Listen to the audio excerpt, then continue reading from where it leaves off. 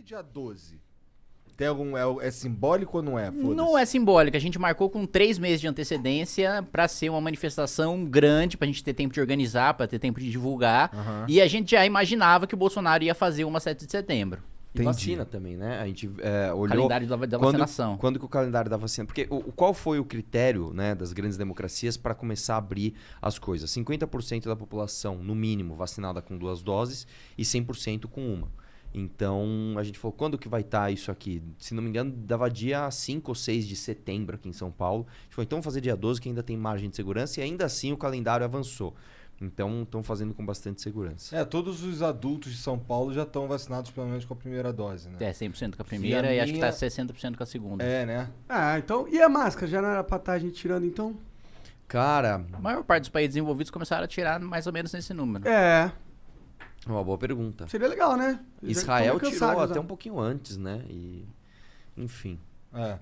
Mas então, me conta aí, me convençam aí que eu tenho que ir na Cara, basicamente é o parada. seguinte, você tá feliz com a gasolina 7 conto, o dólar a esse preço, a bolsa Bom, eu ando de despencando. monociclo, então tô Bom, cagando não, pra eu tô gasolina. bem puto, Tá Mas, puto.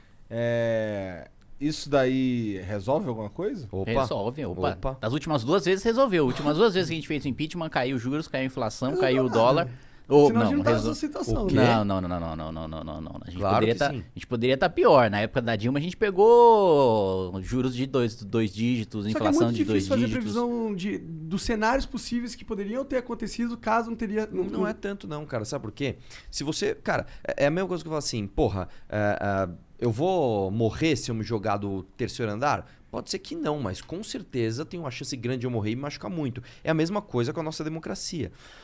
Poxa, É que eu não acho que é tão presi- fácil de prever assim como Mas, cara, essa queda do prédio, tá ligado? Não, mas tipo assim, um presidente ficar ameaçando dar golpe de Estado dia após dia é bom para o dólar? Você não precisa ser nenhum economista saber que, cara, é terrível. Né? E não só isso, você vê a política econômica do Paulo Guedes, são erros atrás de erros. Não só erros honestos, tipo, puta, ele tentou fazer o certo e errou, mas erros de intenção também. Né? Quando o Bolsonaro enterra o combate à corrupção, quando ele coloca um petista na PGR para salvar a própria família, isso é algo que vai custar para o Brasil 10, 15, 20 anos. Né? Quando você pega, por exemplo, qual que é essa história do PGR? Vamos lembrar aqui. Para começar que é assim, muita gente fala, pelo menos o Bolsonaro é honesto. Você não pode nunca investigar um presidente, começa por aí. A não ser que o PGR vá lá e faça isso, ele autorize. O Bolsonaro indicou um PGR que é um arquivador, tanto que nenhum político foi processado desde que o PGR foi colocado lá. Cara, quer dizer que de repente o Brasil ficou limpo. Sabe, Bolsonaro, eu acabei com a corrupção, tá ok? Não, você não acabou com a corrupção. Mas isso é muito inteligente da parte dele. Opa, claro que Porque você garante que você vai ter o apoio de todos os corruptos. Fala, pô, Exatamente. eu vou tirar o Exatamente. cara que trancou a porta da cadeia? Não. Exatamente Tanto isso. que agora o mandato do PGR é de 2 anos, né? Ele foi reconduzido agora no Senado com voto de todo mundo, inclusive do PT. Então, tipo, os caras do PT, porra, o cara não tá denunciando o Bolsonaro, como é que vocês reconduziram ele? Claro, também não tá Exatamente. Tá denunciando denunciando eles. É. Só que o que acontece? Imagina que você é um investidor. Você fala, como é que eu vou investir no Brasil? Os corruptos estão soltos. O favorito à presidência da República em 2022 é o maior bandido da história daquele país. O presidente atual fica passando com um tanque na frente do Congresso, esticando a corda cada dia mais. Cara, não tem como isso dar certo. Você não precisa... Assim, é mais do que eu falar de se jogar do terceiro andar. Se jogar do 10º. É muito previsível. Eu entendo. Só que a gente tem o ponto. A gente faz impeachment porque o cara é ruim ou a gente faz impeachment porque ele cometeu um crime claro? Ambos.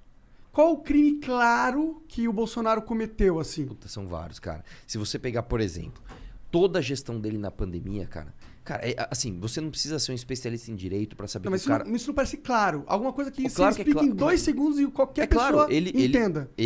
cometeu, a meu ver, inclusive, homicídio doloso ao incentivar no meio de uma pandemia pessoas a saírem e se aglomerarem, e inclusive sem máscaras.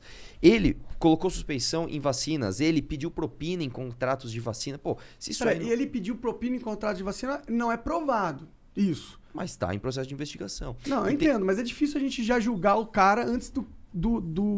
Mais ou menos, cara.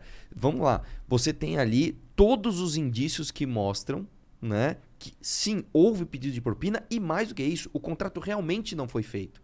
Né? Você pega ali, a gente atrasou o nosso calendário de vacinação porque o Bolsonaro simplesmente não comprou vacina.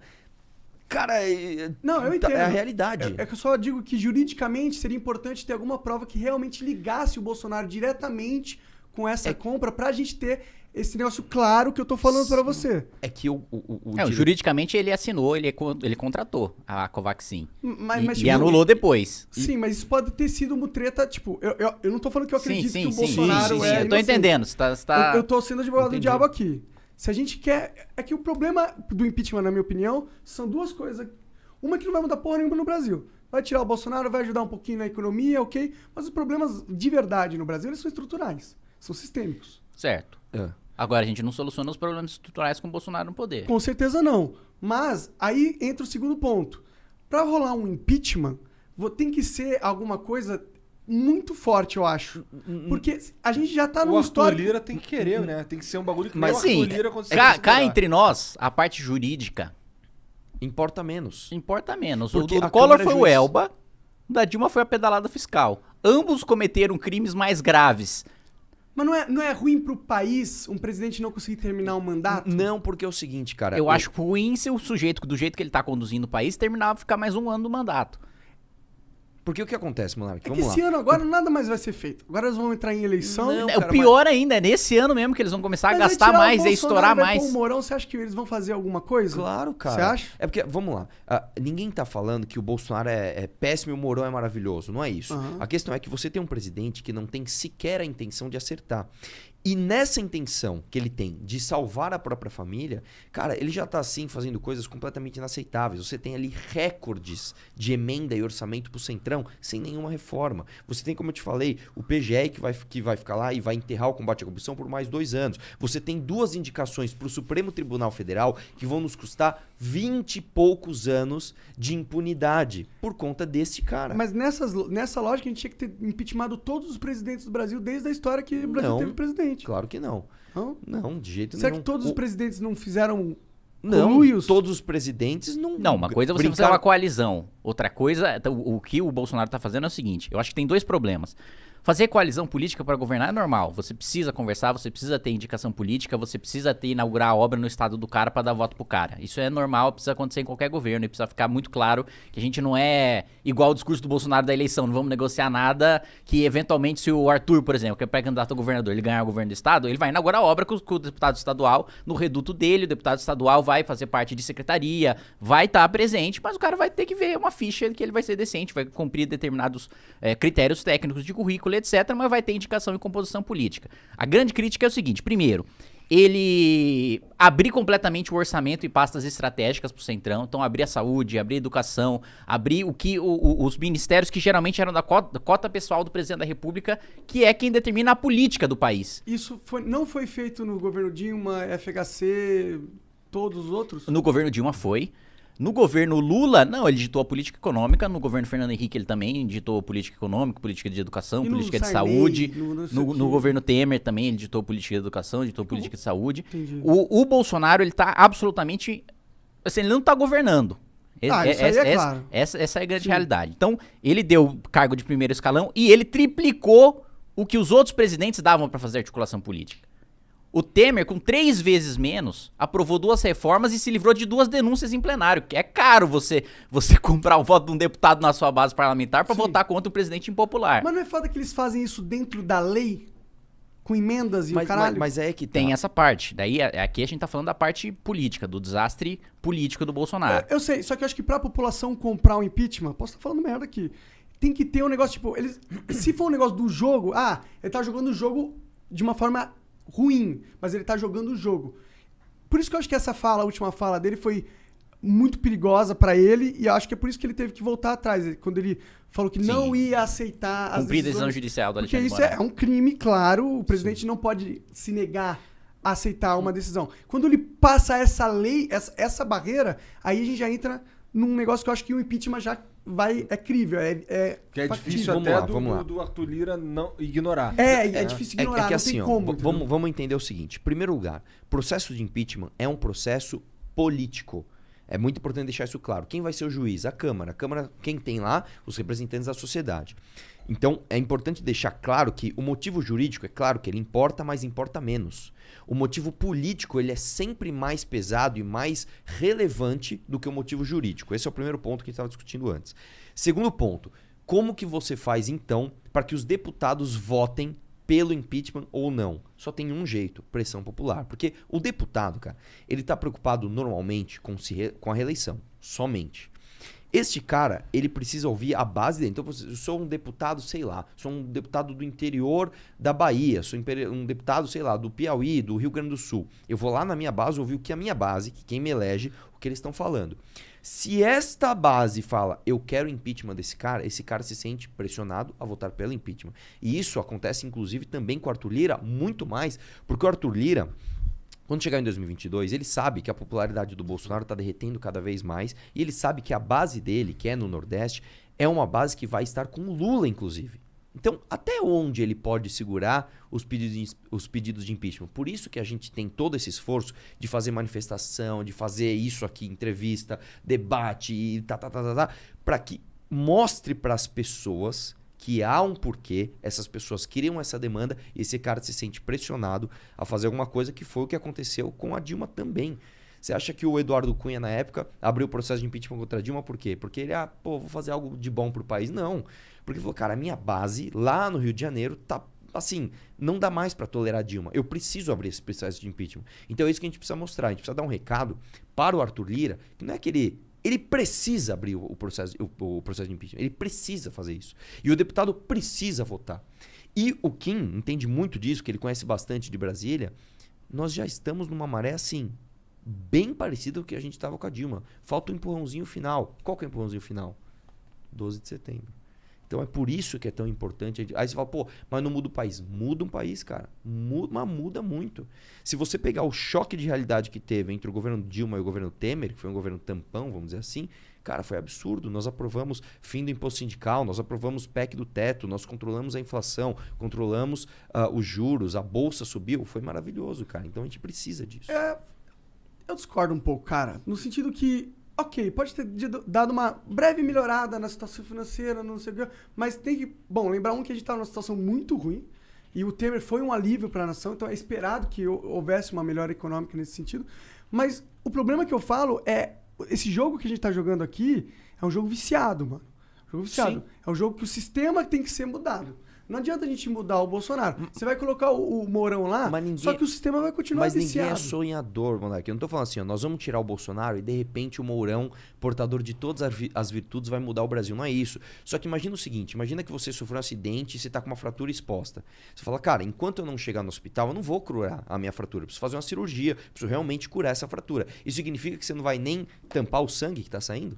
Mas o meu argumento é, essa fratura do Bolsonaro é uma puta fratura, tá saindo sangue, só que tem um tumor, um câncer espalhado pelo corpo inteiro do paciente, e essa porra desse sistema, entendeu? Você vai tancar a fratura tirando o Bolsonaro, mas o câncer vai continuar matando o corpo. Então deixa o câncer matando e a fratura sangrando também. Mas não adianta tratar, o meu argumento é, não adianta tratar a fratura da perna se você não tratar o câncer, o cara vai morrer de qualquer jeito. Mas, Monark, as coisas parte são do câncer graduais. Parte do câncer é um presidente da República cometer crime e não ser punido.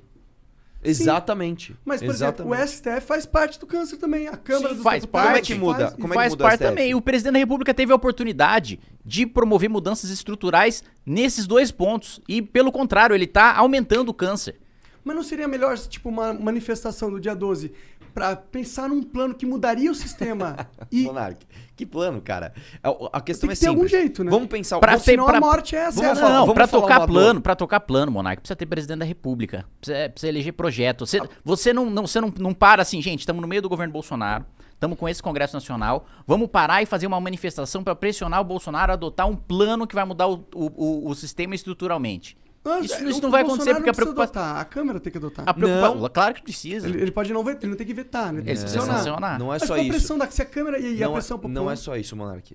O poder executivo no Brasil, via de regra, tem muito poder. Tem maioria, Aqui o orçamento porque ele controla as emendas. Exatamente. Então, quando o governo tem vontade de fazer o bem ou o mal, ele faz. Essa é a verdade. Mas existiu, pelo menos no passado, épocas onde a população queria uma pauta, como foi a da ficha limpa, e depois manifestação por trás e conseguiu a pauta, entendeu? O meu argumento é, é foda. Eu acho que estancar um dos buracos do navio que tem 300 é uma boa ideia, estancar o buraco, entendeu? Só que será que a energia nossa não deveria estar em solucionar o casco inteiro do navio? Mas aí é que tá. É que o navio tá afundando pra sempre agora.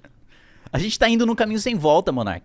A gente tá indo num caminho de Lógico que existe. Opa! Até o nazismo acabou, então... Mas, Monark, coisas peraí, lá em cara. volta. Uma coisa é você falar, pô... Mas é uma volta muito traumática. É, uma volta não, que você deseja. passa por um... Consigo voltar em 6 meses, beleza. Pô, a Venezuela consegue voltar em 6 meses? Não, a Venezuela vai precisar... Cara, um baita esforço de anos pra voltar um dia a ser um país virtuoso. O que acontece com o Brasil é o seguinte, quer ver? Vamos falar uma dor que é de todos. Eu não conheço absolutamente ninguém que esteja satisfeito com o STF. Eu não conheço um. Eu não conheço um cara que fala, porra, puto orgulho do STF. Eu não conheço um, a não ser eles mesmos. Tu conhece um monte de deputado. Pois é. E, cara, nenhum deles tem orgulho. No máximo, assim, porra, eu gosto desse cara que eles me livraram de uma, ó. Mas agora, assim, orgulho mesmo, batendo no peito e falar, puta corte. Não tem. Eu conheço dois só. E os dois são ministros. É o que eu falei. Fora os 11 que estão lá, não conheço ninguém que tem orgulho.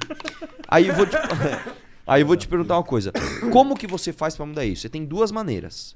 Maneira número 1, que é o processo normal. Você elege um presidente e o presidente coloca bons nomes no STF. Beleza. O Bolsonaro já falhou nisso. Ele tinha 2 indicações. Ele falhou nas 2. Você tem uma segunda maneira, que é uma maneira um pouquinho mais traumática. Você cria uma CPI, né, que é a CPI da Lava Toga, no Senado, que não depende do presidente da casa. Então, CPI não depende do presidente da casa. Eu, por exemplo, assinei a CPI do Dersa contra o Dória. Não precisa do presidente da casa para ela rolar. Se tiverem as assinaturas, ela vai acontecer. E com esta CPI, você investiga os ministros e vê qual deles precisa de um processo de impeachment para trocar. Você vê qual deles não precisa, né? Porque, então, mas no caso da CPI da Lava Toga... Vamos lá. O Bolsonaro errou já no primeiro. Indicou 2 nomes que não são o que o Brasil queria. E aí depois, no segundo aqui, quem é que melou a CPI da Lava Toga? O filho do Bolsonaro, faltava uma assinatura, cara. Uma. O Flávio Bolsonaro. E isso não é, é sua opinião, não é minha opinião. Fui até na Paulista perguntar pros caras, sabia que o Flávio melou a CPI da Lava Toga? Cara, isso aí é sua opinião. Não, não é minha opinião. Tem entrevista do Flávio Bolsonaro com o Rodrigo Constantino dizendo, não é momento pra CPI, veja, eu tô unido aqui com o PT pra tirar as assinaturas, mas é porque não é o momento. Então, cara, a gente vai fazer... Um dos problemas do Brasil, cara, é a gente ser um povo que aceita desaforo. E eu acho triste que a gente ache que, que legal, a gente é malandro, a gente dá um jeitinho. Para com essa história de jeitinho brasileiro, cara. A gente não pode ter a desonra de aceitar que um presidente que traiu todas as pautas de campanha e cometeu crimes, não é só que ele traiu as pautas de campanha, que já é inaceitável. Ele traiu as pautas de campanha e cometeu crime, que ele continue porque o Brasil tem um sistema que tá uma bosta, que não sei o que lá. Cara, é claro que tem, ninguém nega esse problema, só que a gente não pode ter a desonra de aceitar. É a mesma coisa que você tá, sei lá, fudido na rua bêbado, vem um cara te dar um tapa na cara. Você, eu aceito, eu tô fudido aqui mesmo, dá mais um. Não, cara. Não, você não pode dar um tapa na minha cara. Você não pode descumprir promessa de campanha. Você não pode cometer crime. Esse é o recado que a gente tem que dar. Se a gente tem a porcaria da internet hoje, se a gente tem essa mobilização do caramba, vamos usar essa porra pra alguma coisa que funcione. Agora, não, vamos ficar aqui de boa. Deixa, vai. Pra que ir dia 12, pra que ir pra rua, domingão? Vamos tomar uma breja, ficar de boa. Aí a gente fica nessa merda, entendeu? Então, a gente tem que mudar, cara. A gente tem que mudar e dia 12 é um sintoma. Caralho, Gostou? Gostei.